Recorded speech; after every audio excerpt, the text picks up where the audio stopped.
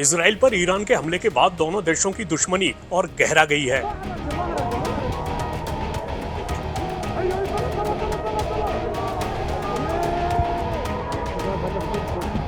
ये दुश्मनी कई साल पुरानी है। लंबे वक्त से ईरान अपने सहयोगियों का इस्तेमाल करके इजराइल को नुकसान पहुंचा रहा था, वहीं इजराइल भी किसी न किसी तरह ईरान को नुकसान पहुंचा रहा था। मगर अब इन दोनों के बीच सीधा युद्ध छिड़ने की नौबत आ गई है।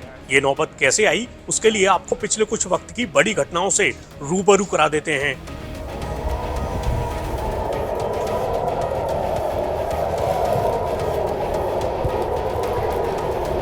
तारीख 7 अक्टूबर 2023। फिलिस्तीनी उग्रवादी संगठन हमास इजराइल पर भयानक हमला कर देता है। ये वही हमास है जिसे इजराइल के खिलाफ ईरान के सहयोगी के तौर पर देखा जाता है। तो हमास के हमले में न सिर्फ बड़ी संख्या में लोगों की मौत हो गई, बल्कि हमास ने इस हमले के दौरान लोगों को बंधक भी बना लिया। इन बंधकों को गजा ले जाया गया। जब इजराइल ने जवाबी हमला किया तो हमास और उसके बीच युद्ध शुरू हो गया। ये युद्ध अभी तक जारी है। इस बीच ईरान समर्थित हिजबुल्लाह ने भी लेबनान से इजराइल की ओर हमले शुरू कर दिए और इजराइल भी उनका जवाब देने लगा। उधर यमन में सक्रिय ईरान समर्थित हूती विद्रोहियों ने लाल सागर में इजराइल की ओर जाने वाले जहाजों पर हमला करना शुरू कर दिया। इसके बाद इस प्रमुख व्यापार मार्ग पर हूतियों का खतरा इतना बड़ा हो गया कि प्रमुख शिपिंग कंपनियों ने इस क्षेत्र से आना जाना ही बंद कर दिया। मतलब व्यापार के आधार पर भी हूतियों के इन हमलों का असर दुनिया के कई हिस्सों पर पड़ने लगा।